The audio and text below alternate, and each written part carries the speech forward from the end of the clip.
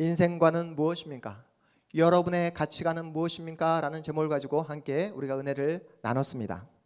모든 사람은 자기만의 생각을 가지고 인생을 살아갑니다. 성공에 대한 생각도 다 달라요. 하루도 쉬지 않은 채 계속해서 더 많은 돈을 버는 것이 성공이라고 믿고 생활하는 사람도 있습니다. 반대로 돈은 적게 벌어도 나만의 시간, 더 여유로운 시간을 확보하는 것이 성공이라고 믿고 생활하는 분도 계십니다. 그런가 하면 성공을 더 높은 자리, 더 많은 권력을 취하는 것이 성공이다라고 생각하는 분도 계시고, 또 어떤 분들은 성공은 다른 것보다도 우리 가족끼리 하루하루 기쁘게 행복하게 사는 것이 진짜 성공이다라고 믿고 생활하는 분도 계십니다. 그래서 제3자가 바라보았을 때에 그 생각이 어떻게 해요? 뭔가 자신의 생각과 뭔가 철학이 있는 것처럼 보여지지만 개똥철학처럼 아니면 똥고지처럼 그렇게 보일 때가 있다는 거예요. 그래서 자신만의 똥고집, 자기만의 개똥철학을 자신의 인생관, 가치관으로 그렇게 붙잡고 살아가는 분들도 계십니다. 우리가 이 시간, 같은 공간에서 예배하고 있지만 세상을 바라보는 관점은 조금씩 다 다를 거예요. 성공에 대한 정의도 다 조금씩 차이가 있을 겁니다. 내가 낳은 자녀라 해서 여러분의 생각과 똑같습니까? 어떠세요? 내가 낳은 자녀인데 여러분의 생각과 똑같냐고요? 평소 때 우리 이한이, 수한이와 대화를 나눌 때면 제 아내도 이런 생각을 하지 않았고 저도 우리 아이들에게 이렇게 가르치지 않았는데 왜 아이들이 이렇게 생각하고 이렇게 행동할까? 깜짝깜짝 놀랄 때가 있습니다. 우리 모두는 자기만의 안경을 통해 바깥 세상을 바라보고 있어요. 네모 안경을 쓴 사람은 세상을 어떻게 볼까요? 네모로 바라봅니다. 세모 안경을 쓴 사람은 세상을 세모로 바라보며 살아가는 거예요. 또 어떤 사람은 이 안경색이 파란색으로 끼어 있는 사람은 온 세상을 다 파랗게 이해하고 판단합니다. 안경색이 빨간색으로 되어 있는 분들은 온 세상을 빨갛다라고 이렇게 판단하고 이해하며 살아갑니다. 그렇다면 오늘 본문에 등장하고 있는 모세는 이 세상을 어떠한 안경색을 가지고 살아갔을까요? 모세는 어떤 인생의 프레임을 가지고, 다시 말해 마음의 태도를 가지고 인생을 살았을까요? 우리가 읽은 신명기 8장은 모세가 혈기가 왕성하고 자신의 어떤 그 능력을 마음껏 뿜어냈던 그런 시절이 아니라, 모세가 몇 세 때 이 세상을 떠나게 되죠? 모세가 몇 세 때 이 세상에서 하직을 하게 되죠? 문영희 사님 몇 세 때? 120세. 그렇죠? 40년까지는 어디에 있었죠? 모세가 이집트 왕궁에 있었습니다. 그렇죠? 그 40대 때 뭐 하죠? 돌로 이집트 병사를 때려 죽이고 그 사건이 발각되자 광야로 도망쳐 버리잖아요. 광야에서 몇 년 동안? 40년 동안 광야에서 양치기, 목동 역할을 하다가 몇 세 때? 80세가 되었을 때, 노인이 되었을 때, 모든 힘과 능력이 다 바닥에 떨어졌을 그때에 하나님으로부터 80세의 부름을 받아서 이스라엘 민족의 지도자가 됩니다. 그렇죠? 그리고 80세부터 40년 동안 이스라엘 민족을 이끌어 오다가 몇 세 때? 120세가 되었을 때 하나님의 부름을 받고 이 세상을 떠나게 됩니다. 오늘 우리가 읽은 신명기 8장은 모세가 몇 세 때? 죽음을 눈앞에 두고 120세가 되었을 때 마지막으로 살아가는 이스라엘 백성들을 향해서 자신의 인생관, 자신이 지금까지 살아왔던 그 모든 삶의 엑기스를 마지막 유언을 하는 장면입니다. 그래서 신명기 8장의 내용이 너무나 중요한 거예요. 죽음 앞에서 모세가 인생의 모든 산전수전, 공중전까지 다 경험한 그 모세가 그의 전 생애를 걸고 이스라엘 백성들에게 온 마음을 다해 당부하는 내용인 것입니다. 오늘 말씀 안에는 모세의 인생의 틀, 인생의 가치관, 모세가 쓴 인생의 안경을 볼 수 있는 그런 말씀이 고스란히 녹아져 있습니다. 오늘 본문 다시 한번 11절부터 16절까지 말씀을 다시 한번 읽어보도록 하겠습니다. 11절부터 16절까지 말씀 함께 읽습니다. 시작. 내가 오늘 내게 명하는 여호와의 명령과 법도와 규례를 지키지 아니하고 내 하나님 여호와를 잊어버리지 않도록 상갈지어다. 네가 먹어서 배부르고 아름다운 집을 짓고 거주하게 되며 또 내 소와 양이 번성하여 내 은금이 증식되며 내 소유가 다 풍부하게 될 때에 내 마음이 교만하여 내 하나님 여호와를 잊어버릴까 염려하노라.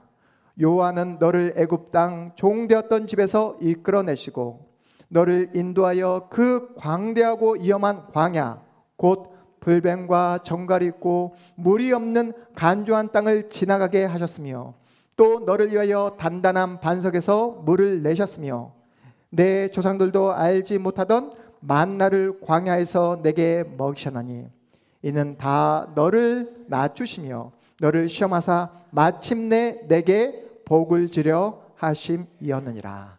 아멘. 모세와 이스라엘 백성들이 걸어왔던 광야 40년이라는 이 시간은 어떠한 역사적 배경을 가지고 있습니까? 이스라엘 백성들은 하나님의 은혜로 종되었던 애굽 땅에서 이집트에서 출애굽을 하게 됩니다. 홍해 바다를 마른 땅처럼 건너가게 되자 그들 앞에 뭐가 떡하니 기다리고 있었다고 했죠?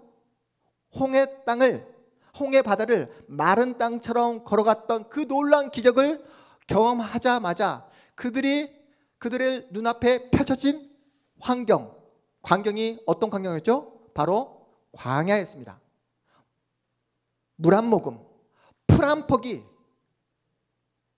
체할 수 없는 죽음의 땅 광야를 마주하게 됩니다. 그래서 이스라엘 백성들이 어떻게 반응하죠? 하나님을 향해서 원망합니다. 불평해요.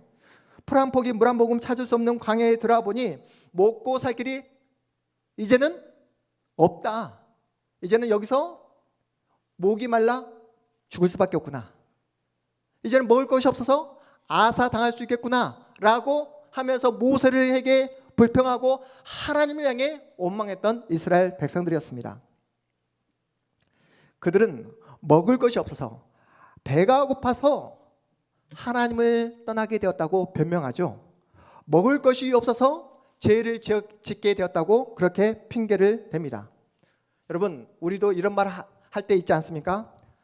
목사님, 저도 신앙생활 정말 열심히 하고 싶고 성경이 말씀하는 대로 그렇게 하나님의 말씀에 순종하고 싶지만 지금은 돈을 벌어야 돼서, 지금은 가정을 위해서, 지금은 자녀를 위해서 지금 때가 아닙니다. 예수 중심, 말씀 중심, 교회 중심으로 신앙생활을 하고 싶지만 먹고 살 길이 빠듯해서 지금은 온전한 신앙생활, 성경이 말씀하신 그 성경적인 신앙생활을 할 수 없습니다. 이렇게 대답할 때 있지 않습니까? 그러자 하나님께서 이렇게 말씀하시는 것이죠. 우리 16절 말씀을 다시 한번 읽어보겠습니다. 16절입니다. 시작. 내 조상들도 알지 못하던 만나를 광야에서 내게 먹이셨나니 이는 다 너를 낮추시며 너를 시험하사 마침내 내게 복을 주려 하심이었느니라. 아멘. 내가 너희들 배고프지 않도록 하나님께서 무엇을 허락해 주시죠? 하늘에서 만나를 허락해 주십니다. 만나를 허락해 주시면서 너희들 배고픔을 해결해 줄 테니 너희들이 진짜 내 말대로, 내가 너희들에게 지시한 그 말씀대로 순종하는지 한번 지켜보겠다라고 말씀하고 계십니다. 이스라엘 백성들은 이미 이 만나를 애굽에서, 이집트에서 나오자마자부터 얻게 되었어요. 그리고 오늘 본문 신명기 8장에 이르게 되었습니다. 이 만나를 몇 년 동안 얻게 되었다고요? 이집트에서 나오자마자부터 해서 지금 눈앞에 눈앞에 약속의 땅 이스라엘 땅을 눈앞에 두고 있습니다. 몇 년 동안? 무려 40년 동안 아무런 노력 없이 하늘에서부터 하나님이 주시는 그 만나를 먹고 지금까지 생활을 하게 되었던 거예요. 그럼에도 불구하고 40년 동안 이스라엘 백성들이 보였던 반응이 뭐라고요? 하나님을 향해 원망하고 불평하고 계속해서 불신앙적인 행동을 거듭해 왔다는 것을 우리가 엿볼 수 있습니다. 오늘 본문에서 이스라엘 백성들이 40년 동안 만나를 먹었다는 얘기가 무슨 말이냐면 너희들 먹는 것만 해결되면 내 말 잘 듣는다며, 너희들 배고픔만 해결되면 이제부터 하나님의 말씀대로 그렇게 순종하며 살겠다며 라고 했는데 어떻습니까? 하나님께서 주신 그 만나를 먹고 그 에너지원으로 삼아서 그들이 했던 반응의 결과물이 뭐였다고요? 원망과 불평과 불신앙이었다라고 성경이 우리에게 고발하고 있습니다. 계속해서 40년 동안 하나님의 말씀에 불순종하면서 거역의 역사를 무려 40년 동안 걸어왔다는 거예요. 만나를 먹으면서도 그들이 했던 행동이 뭐라고요? 하나님을 향해 죄를 지었다라고 고발하고 있습니다. 이스라엘 백성들이 죄를 지었던 이유는 척박한 광야라는 외부 환경 때문에 죄를 지었던 것이 아니라 그들은 죄를 지을 수밖에 없는 그런 존재라고 지금 성경이 우리에게 고발하고 있는 거예요. 우리도 먹고 사는 문제만 해결되면 내가 원하는 직장에 들어가고 넓은 아파트에 살고 남부럽지 않은 그런 자동차를 갖게 되면 하나님의 뜻대로 말씀대로 순종하며 살 것처럼 우리도 그렇게 생각하지만 우리의 진짜 모습은 뭐라고요? 먹고 사는 문제가 해결되고 내가 원하고 기대했던 그 계획했던 일들이 이루어지면 우리는 결국 어떤 자리로 가게 된다고요? 하나님을 거역하고 반대하며 하나님 앞에서 죄를 짓는 그런 자리로 갈 수밖에 없는 존재가 저와 여러분이라고 성경이 우리에게 고발하고 있습니다. 여러분, 우리는 돈이 있으면 좋겠다 생각하지만 그 돈을 가지고 우리는 뭘 합니까? 죄를 짓습니다. 하나님 앞에 우리는 계속해서 건강한 몸, 튼튼한 육체를 달라고 기도합니다. 그래서 하나님께서 우리에게 건강한 몸, 튼튼한 육체를 주셨지만 그 건강을 가지고 우리가 하는 일이 뭐라고요? 죄를 짓는 자리로 나가는 존재가 바로 인간이다라고 성경이 우리에게 말씀하고 있는 거예요. 그래서 인간에게 필요한 것은 뭐가 아니다? 돈이 아니다. 건강이 아니다. 외적인 환경과 조건이 필요한 것이 아니라 120년 동안 살아왔던 모세가 마지막으로 피를 토하는 심정으로 이스라엘 백성들에게 당부하는 내용이 무엇인지 오늘 본문 18절, 19절 말씀 함께 읽어보겠습니다. 18절, 19절입니다. 시작. 내 하나님 여호와를 기억하라. 그가 내게 재물 얻을 능력을 주셨습니다. 이같이 하심은 내 조상들에게 맹세하신 언약을 오늘과 같이 이루려 하심이니라. 네가 만일 내 하나님 여호와를 잊어버리고 다른 신들을 따라 그들을 섬기며 그들에게 절하면 내가 너희에게 증거하노니 너희가 반드시 멸망할 것이라. 모세는 이스라엘 백성들을 향해서 마지막으로 죽을 힘을 다해 유언한 내용이 무엇입니까? 내 하나님 여호와를 뭐하라? 기억하라고. 내 하나님 여호와를 기억하라고 그렇게 피를 토하는 심정으로 마지막 유언을 하고 있습니다. 날마다 여호와를 기억하지 않으면 기억하지 않는 것으로 끝나지 아니하고 인간이라는 존재는 하나님 여호와를 기억하지 않으면 항상 마음 가운데 다른 세상 신을 만들고 섬기고 결국은 멸망하는 자리로 갈 수밖에 없는 존재가 바로 인간이라고 지적하고 있는 거예요. 하나님이 아닌 다른 신을 섬기게 되어 있는 그런 존재라고 이야기하고 있습니다. 그것이 돈이든 쾌락이든 권력이든 자기 만족이든 하나님을 잊어버리면 반드시 우상을 섬기는 자리로 나갈 수밖에 없는 존재가 바로 인간이다. 그렇게 우상을 섬기는 인간의 결국, 인간의 마지막은 어떻게 된다? 반드시 멸망할 것이다. 반드시 멸망할 것이다 라고 경고하고 있습니다. 모세는 제가 소두에 이야기해 드렸던 것처럼 모세는 40세가 될 때까지 어디에 있었다고 했습니까? 이집트 왕궁에서 왕자로 있었습니다. 돈도 가져봤어요. 세상적인 권력도 가져봤습니다. 세상이 말하는 부귀영화를 다 누려보았어요. 그런데 자신이 가진 그 권력과 지위를 이용해서 모세가 했던 일이 무엇이었습니까? 이집트 병사를 돌로 쳐 죽이고 그 사건이 발각되자 그만 광야로 도망쳐 버리는 그러한 모세였습니다. 무엇을 말해줍니까? 그가 가진 세상의 그 모든 권력, 부귀영화, 그 모든 돈들은 모세 인생의 껍데기에 불과했다는 것을 우리에게 보여주고 있는 거예요. 모세는 부유하고 넉넉하고 편안한 왕궁에서 하나님의 사람으로 자라난 것이 아니라 뜨거운 태양을 내리쬐는 척박한 광야에서 하나님을 만나게 됩니다. 그 광야에서 하나님의 사람으로 놀랍게 성장하게 되는 거예요. 모세는 자신이 경험했던 광야 40년이 자신을 하나님의 사람으로 키워냈던 것처럼 이스라엘 백성들도 힘들고 어렵고 앞이 보이지 않았던 그 막막한 광야 40년이 이스라엘 백성들을 키워냈다라고 자신 있게 그렇게 이야기하고 있습니다. 하나님이 낮추시고 줄이게 하시는 그런 현실적인 어려움을 허락하신 이유는 하나님이야말로 진짜 하나님이시다. 하나님은 반드시 약속을 지키시는 신실한 하나님이시다라는 사실을 깨닫도록 하기 위해 허락하신 현실이라고 말씀하고 있어요. 날마다 여호와를 기억하고 한평생 그분과 동행할 때에 어떠한 역사를 맛보게 되는가를 모세의 인생을 통해서 모세가 생생하게 우리에게 증거해주고 있습니다. 모세 안에 있었던 부정적인 렌즈를, 분노의 렌즈를, 세상 앞에서 두려워하는 그 마음의 태도를 하나님과의 매일매일 만남을 통해 하나님께서 자신의 렌즈를 고쳐주시고 회복해 주셨다라고 말씀하고 있는 거예요. 모세는 하나님과의 만남을 통해 마음의 안경, 자신의 인생의 프레임까지 바뀌어지는 놀라운 기적을 맛보게 된 것입니다. 환경 미화원으로 일하는 한 아저씨가 계셨습니다. 이른 새벽부터 그 이루 말할 수 없는 악취와 먼지를 뒤집어 쓴 채 쓰레기통을 치우며 거리 청소를 하는 일을 평생 해온 그런 분이 계셨습니다. 누가 봐도 쉽지 않은 일이잖아요. 그렇게 고생하며 일하시지만 사람들이 알아주기나 합니까?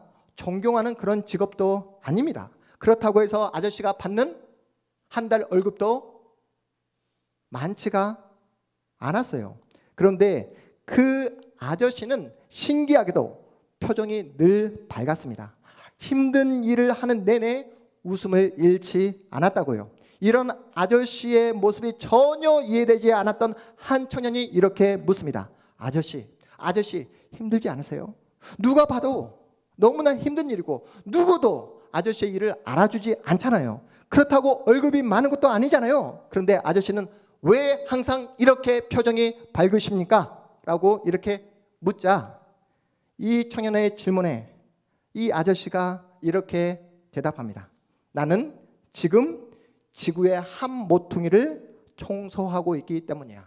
나는 지금 지구의 한 모퉁이를 마음을 다해서 청소를 하고 있기 때문이야 라고 대답을 했다고 합니다. 여러분, 환경미화원 아저씨가 힘든 일을 하면서도 결코 얼굴에 미소와 행복을 놓지 않았던 이유가 무엇입니까? 자신의 일을 돈벌이나 사람들의 시선과 평가의 렌즈로 바라보지 않았기 때문에 그렇다는 거예요. 지구의 한 모퉁이를 청소한다는 그 마음의 렌즈를 가지고 있었기 때문에 아저씨는 굳은 일을 하면서도 얼굴에 미소와 기쁨을 잃지 않았던 것입니다.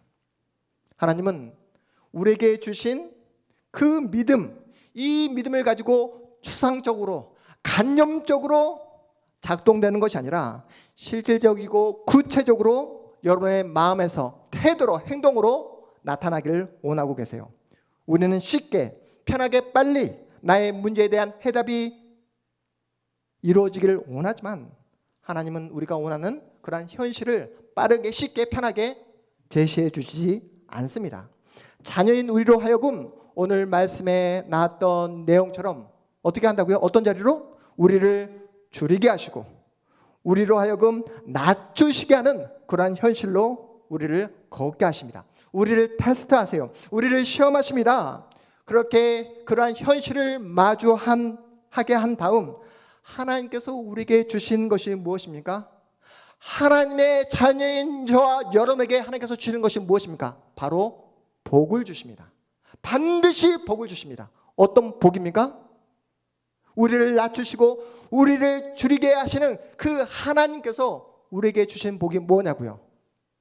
여러분 어떤 복을 받으셨습니까? 그 복이 뭐냐면 하나님만 바라보는 복을 여러분이 받으신 줄 믿으시기 바랍니다. 하나님만 의지하는 복을 여러분이 지금도 누리고 계시는 줄 믿으시기 바랍니다. 그래서 오늘 본문 우리 신명기 8장인데 우리가 읽지 않았지만 신명기 8장 3절 말씀 함께 읽어보겠습니다. 3절 말씀 함께 읽습니다. 시작. 너를 낮추시며 너를 줄이게 하시며 또 너도 알지 못하며 내 조상들도 알지 못하던 만나를 내게 먹이신 것은 사람이 떡으로만 사는 것이 아니요 여호와의 입에서 나오는 모든 말씀으로 사는 줄을 내가 알게 하려 하심이니라. 아멘. 하나님께서 우리에게 주신 이 분명하고 확실한 말씀이 있음에도 불구하고 분명 이 신명기 8장에 이 모세가 유언으로 남겼던 이 말씀을 신약 성경에서 우리가 믿고 의지하는 예수 그리스도께서 우리에게 말씀하시지 않았습니까? 예수 믿는 너희는 결코 눈에 보이는 떡으로 사는 존재가 아니라 여호와의 입에서 나오는 생명의 말씀으로 살아가는 하나님의 자녀라는 사실을 우리에게 말씀해 주셨음에도 불구하고 우리는 떡이 없다는 이유만으로 내 생각대로 내 마음대로 계획이 이루어지지 않았다는 그 환경 탓을 하면서 걱정과 염려와 근심을 반복할 때가 얼마나 많습니까? 여러분에게 말씀드렸잖아요. 걱정과 염려는 우리 몸 안에 나쁜 세포를 만드는 독만 생산해낼 뿐이라고. 그럼에도 불구하고 우리는 걱정과 염려를 멈추지 않죠. 앞으로 내 인생은 어떻게 될까? 앞으로 내가 사랑하는 우리 자녀의 미래는 어떻게 될까? 우리 가정과 우리 사랑, 우리 동탄 한방구의 미래는 어떻게 될까? 또한 지금 얼마나 우리 조국의 미래가 바람 앞에선 촛불처럼 얼마나 위기 속에 있습니까? 내가 살아왔던 나의 시대보다 우리 자녀가 살아가는 앞으로의 미래 세대가 더 나아질까라는 그 염려와 걱정으로 잠을 이루지 못할 때가 얼마나 많냐고요. 그런데 분명한 사실은요, 이 자리에 앉아있는 우리 집사님들 예수님보다 더 오래 사셨잖아요. 그렇죠? 살 만큼 사셨잖아요. 그렇죠? 분명한 사실은 우리는 과거를 돌이켜 보았을 때 어떻습니까? 우리 집사님들 힘들 때 있었고 어려울 때 많았습니다. 쌀통에 쌀이 떨어져 고생할 때도 있었고 돈이 없어서 정말로 가고 싶은 상급 학교 진학, 대학 진학을 포기하신 우리 집사님도 계실 것입니다. 돈이 없어서 살고 있었던 집에서 쫓겨났던 그런 경험도 있었을 것이고 또 그래서 먹고 싶은 그 밥도 또 배가 고파 힘들어했던 그런 경험들도 있을 것입니다. 그런데 분명한 사실은 이 자리에 앉아있는 우리 집사님들 가운데 배가 고파서 굶어 죽으신 분 계십니까? 굶어 죽지 않았기 때문에 오늘 우리 이 자리에 주일날 하나님을 예배하고 있잖아요. 하나님께서 반드시 당신의 자녀를 배고픔으로 먹을 것이 없어서 죽는 자리로 절대로 내몰지 않는다는 사실입니다. 당장에 내 수중에 돈이 떨어지면 죽을 것 같고 직장에서 잘리게 되면 더 이상 소망이 없는 것처럼 보여지지만 하나님은 당신의 자녀를 끝까지 지키시고 보호해 주신 줄 믿으시기 바랍니다. 결국 우리 인생의 안경, 마음의 프레임, 다시 말해 우리의 마음의 태도를 바꾸기 위해서는 누가 필요합니까? 누가 필요하죠? 하나님이 필요합니다. 하나님이 필요해요. 우리 김충강 집사님 지금 이렇게 담대하게 주일날이면 이 앞자리에서 나와서 예배를 하는 것 누구의 은혜입니까? 하나님의 은혜입니다.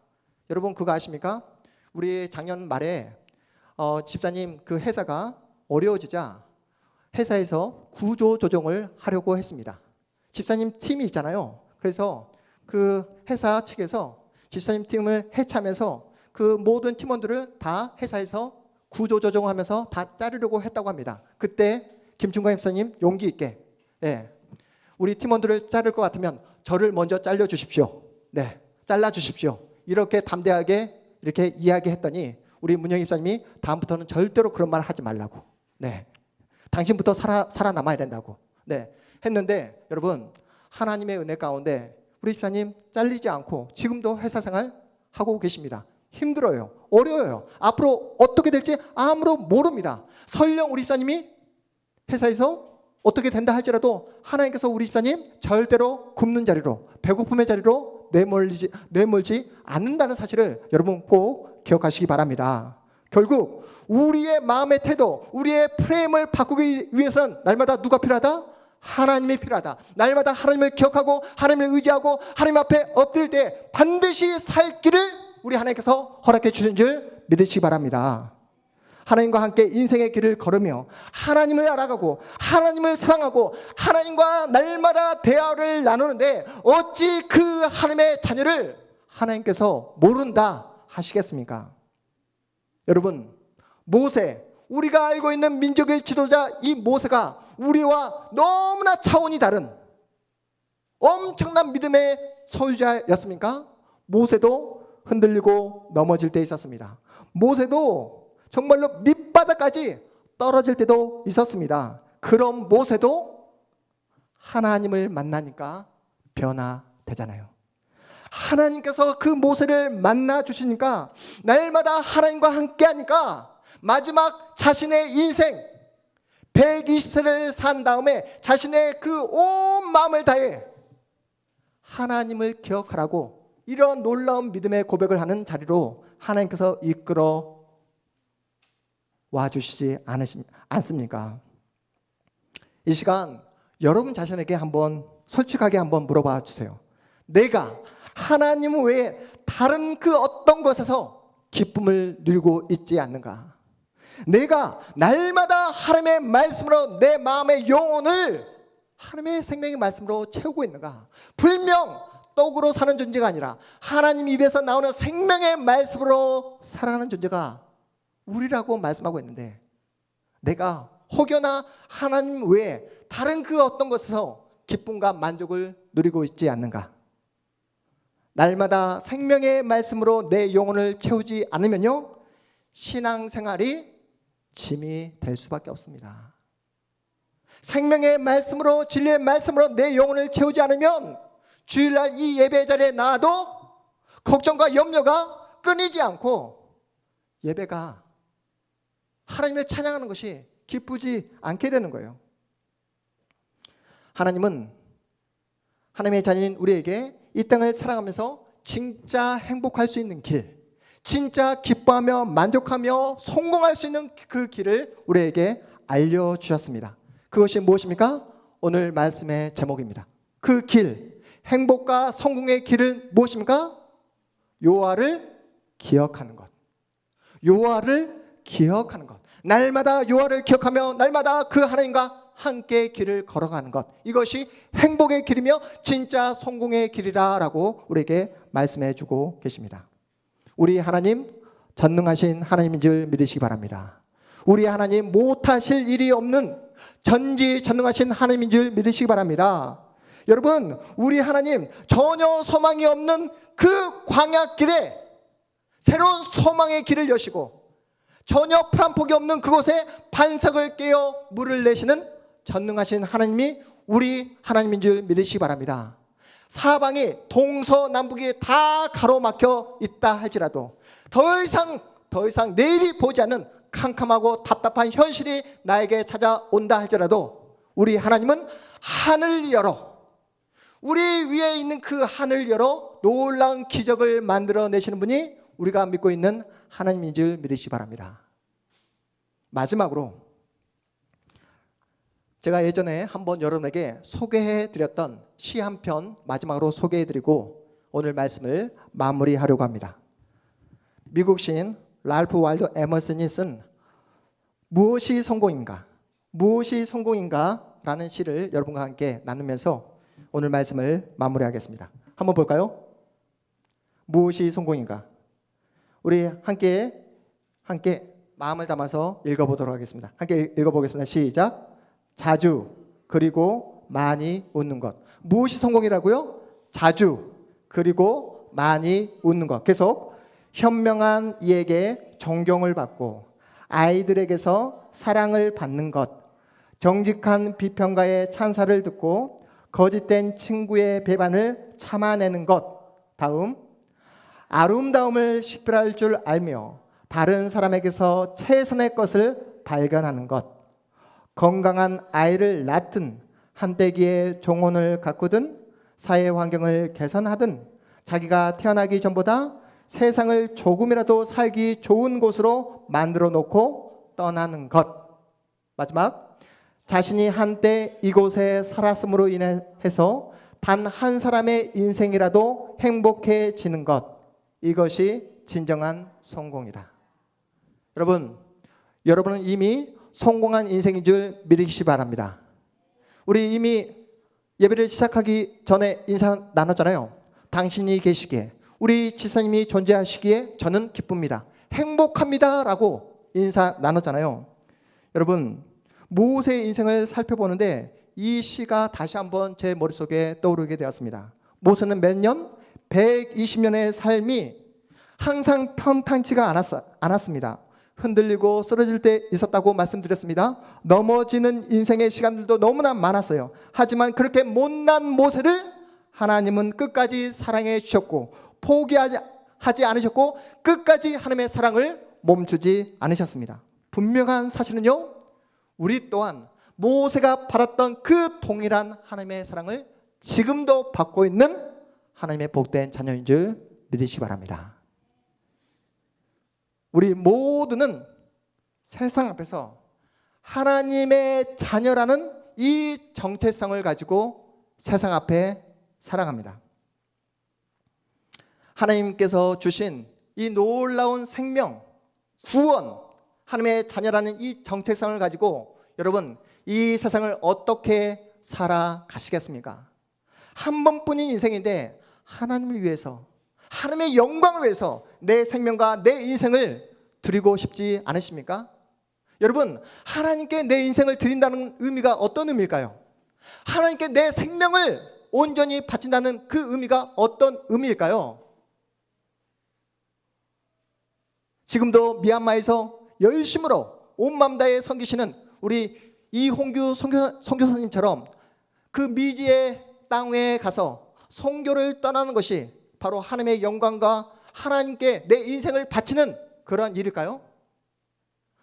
하나님께서 원하시는 여러분의 생명과 여러분의 그 인생을 바치라는 의미는 여러분이 현실을 다 포기한 채 어딘가로 떠나 복음을 전하는 것, 이것이 바로 여러분의 인생과 생명을 드리는 것이 아니라 오늘 말씀의 근거에서 날마다 누구를 기억하는 것?